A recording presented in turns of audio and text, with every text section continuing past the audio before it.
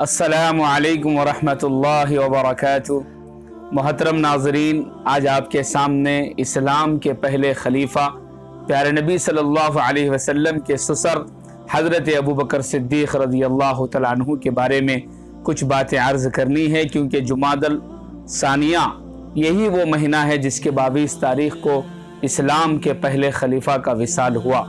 हज़रत अबू बकर सिद्दीक़ रज़ियल्लाहु तआला अन्हु के मकाम को, आपके मर्तबे को समझने के लिए बस इतनी बात काफ़ी है कि कुरान करीम में अल्लाह तबारक व तआला ने प्यारे नबी सल्लल्लाहु अलैहि वसल्लम का दोस्त और साथी अगर किसी को कहा तो वह हज़रत सिद्दीक़ अकबर है। इज़ यक़ूलु लिसाहिबिही ला तहज़न इन्नल्लाह माना, कि हिजरत के मौके पर हज़रत अबू बकर सिद्दीक़ रज़ियल्लाहु तआला अन्हु गारे सोर में प्यारे नबी सल्लल्लाहु अलैहि वसल्लम के जब साथ थे और कुफ़ारे मक्का ढूंढते ढूंढते उसके मुंह तक पहुंच गए थे, हज़रत सिद्दीक़ अकबर को अपने से ज़्यादा सरकार दो आलम की फिक्र थी कि अगर वो झांक कर देख लें तो जो है हमें देख लेंगे। तो उस वक्त सरकार ने हज़रत सिद्दीक़ अकबर को दिलासा देते हुए कहा था, ला तहज़न इन्नल्लाह माना, डरो नहीं, अल्लाह हमारे साथ हैं। तो यहाँ साहिब का जो लफ्ज़ है, दोस्त का जो लफ्ज़ है, वो सिद्दीक़ अकबर के लिए इस्तेमाल किया गया है।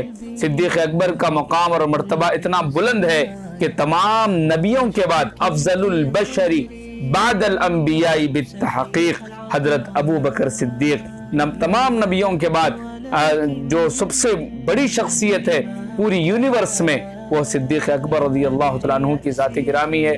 क्यों ना हो, सरकार दो आलम सल्लल्लाहु अलैहि वसल्लम की रिफाकत और आपकी दोस्ती को उन्होंने जिस अंदाज में निभाया है, तारीख की किताबें उससे भरी पड़ी हैं। हज़रत अबू बकर सिद्दीक़ रज़ियल्लाहु तआला अन्हु आमुल फील जो वाक़या हुआ था मक्के में, उसके 2 साल के बाद, यानी तकरीबन प्यारे नबी सल्लल्लाहु अलैहि वसल्लम के से उम्र में 2 साल का फ़र्क है, 2 साल छोटे हैं हज़रत सिद्दीक़ अकबर। और सरकार दो आलम सल्लल्लाहु अलैहि वसल्लम की मौजूदगी में, आपके रहते हुए मुसल्ली रसूल पर खड़े होकर इमामत करने का, नबी की मौजूदगी में इमामत करने का मकाम और मर्तबा अगर किसी को हासिल है, वह हज़रत अबू बकर सिद्दीक़ रज़ियल्लाहु तआला अन्हु हैं। हज़रत उमर रज़ियल्लाहु तआला अन्हु इस्लाम के दूसरे खलीफा फरमाते हैं कि अगर मैं अपनी सारी जिंदगी की इबादतें हज़रत अबू बकर सिद्दीक़ को देने के लिए तैयार हूँ, बस वो एक रात दे दें जो उन्होंने गारे सोर में सरकार के साथ हज़रत सिद्दीक़ अकबर ने गुजारा था।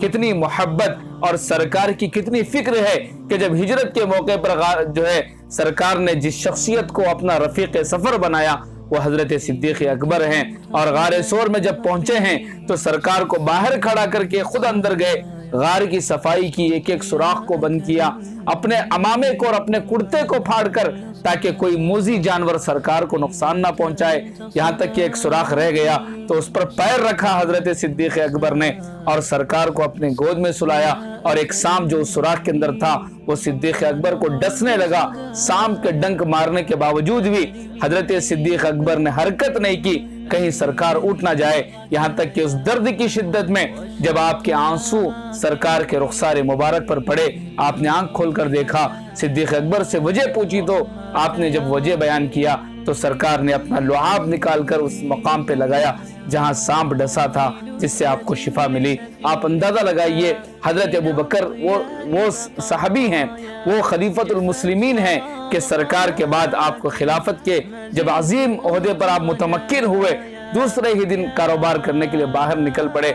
हज़रत उमर रज़ियल्लाहु तआला अन्हु ने आपको रोका, कहा कि अगर आप इस तरह अपने घर की फैमिली के कामों में मसरूफ रहेंगे तो फिर खिलाफत की इस अजीम जिम्मेदारी को कौन निभाएगा। सिद्दीक़ अकबर ने कहा कि फिर मैं अपना घर कैसे चलाऊंगा। तो उस वक्त बैतुल माल से, इस्लामिक जो फाइनेंस था, वहां से आपका वजीफा मुकर्रर किया गया। वजीफा कितना कम था, आप उस एक एग्जाम्पल के जरिए से अंदाजा लगा सकते हैं कि आपकी बीवी ने मीठा खाने का मुतालबा किया। सिद्दीक़ अकबर ने कहा कि हमें जो आमदनी आती है, जो वजीफा मिलता है, उसमें मीठे की कोई गुंजाइश नहीं है। तो उनकी बीवी ने थोड़े पैसे जमा करके कुछ पैसे हज़रत सिद्दीक़ अकबर को दिए। तो हज़रत सिद्दीक़ अकबर ने बैतुल माल को ख़त लिखा कि मेरे वजीफे में से इतना पेंशन मजीद कम कर दिया जाए, इसके बगैर भी मेरा गुजारा होता है। आप अंदाज़ा लगाएं, वो सिद्दीक़ अकबर रज़ियल्लाहु तआला अन्हु हैं। हज़रत उमर फारूक फरमाते हैं कि जब सरकार ने ग़ज़वा तबूक के लिए उमूमी चंदे का उमूमी ताउन का ऐलान फरमाया, तो उस वक्त मैंने अपने दिल में ख्याल किया कि आज मैं इस्लामिक इस नेक काम में अपने पैसों के जरिए से मैं मदद करके सिद्दीक़ अकबर से आगे बढ़ जाऊंगा। उस जज्बे के साथ हजरत उमर रज़ी अल्लाह तआला अन्हु ने अपने टोटल माल को 2 हिस्सों में तकसीम किया, यानी जो कुछ उनके पास माल जायदाद प्रॉपर्टी थी उसको 2 हिस्से करके एक हिस्सा रखा, एक पूरा हिस्सा आधा हिस्सा लाकर सरकार के खदमों में हजरत सिद्दीक़ अकबर ने डाला। और सरकार ने जब पूछा उमर क्या छोड़कर आए हो, फरमाया कि या रसूल अल्लाह, अपने माल का आधा हिस्सा छोड़कर आया हूं, बाकी आधा आपकी खिदमत में लाकर रख दिया है। फिर सरकार ने सिद्दीक़ अकबर से पूछा कि सिद्दीक़ अकबर तुम क्या लेकर आए हो, फरमाया सरकार अपने घर में जो कुछ था सब कुछ उठाकर लाया हूं, घर में सिर्फ अल्लाह उसके रसूल को छोड़कर आया हूं।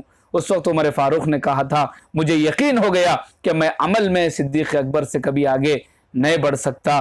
जो है मोहतरम नाजरीन, हजरत सिद्दीक़ अकबर रज़ी अल्लाह तआला अन्हु का जो जज्बा है, जो स्पिरिट है, आज के हमारे ज़माने में उस स्पिरिट को, उस जज्बे को समझने की ज़रूरत है। महात्मा गांधी जो हिंदुस्तान के फादर ऑफ द नेशन हैं, उन्होंने कहा था कि दुनिया की हुकूमतें अदल व इंसाफ के साथ, इक्वालिटी एंड जस्टिस के साथ अगर चलना चाहती हैं तो उन्हें हजरत अबू बकर और हजरत उमर रिज़वानुल्लाह अलैहिम अजमाइन की खिलाफत, उनके जो है अवामुन्नास के साथ जो तर्ज अमल उनका था उसको इख्तियार करने की ज़रूरत है। तो लिहाजा इस महीने में ख़ासकर सिद्दीक़ अकबर के एहसानात को हम याद करें और अल्लाह के नबी से उनका जो गहरा ताल्लुक़ है, जो उनकी दोस्ती है, उस दोस्ती को हम याद करें और उस जज्बे को हमारे अपने अंदर पैदा करने की कोशिश करें। इसी चंद बातों के साथ मैं अपनी बात को ख़त्म करता हूँ। शुक्रिया, जज़ाकुमुल्लाह।